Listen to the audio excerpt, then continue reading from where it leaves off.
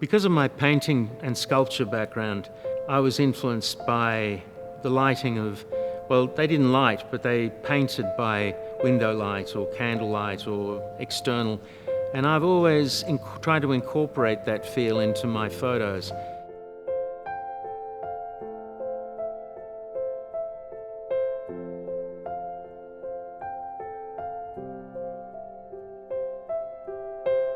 A couple of years ago, I worked in China for Lenovo in Beijing. I was asked to convey this feeling with lighting of a rural Chinese school.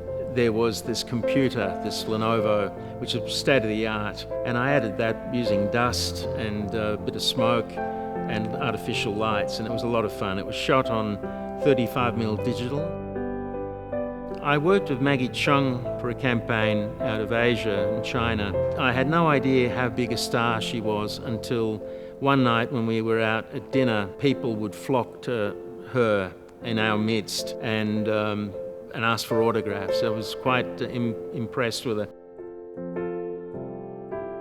My background was such, and having trained on original analog film, we didn't retouch much afterwards. It had to be captured in camera. So that meant the lighting, composition, everything, exposure had to be correct. And I try to do that still now. I pre-visualize my images before I go out and shoot, a lot more than I think a lot of photographers are taught to do. How I see myself as a photographer, I'm not a street photographer.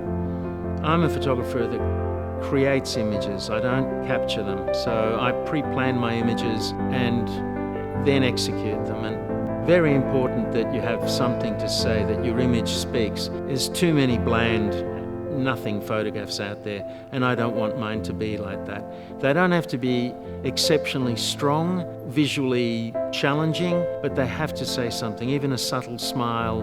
I think that these days too many people do photography thinking it to become a profession. You really have to ask yourself, are you passionate enough? Do you love photography enough? Because if you don't live and dream it, you shouldn't do it.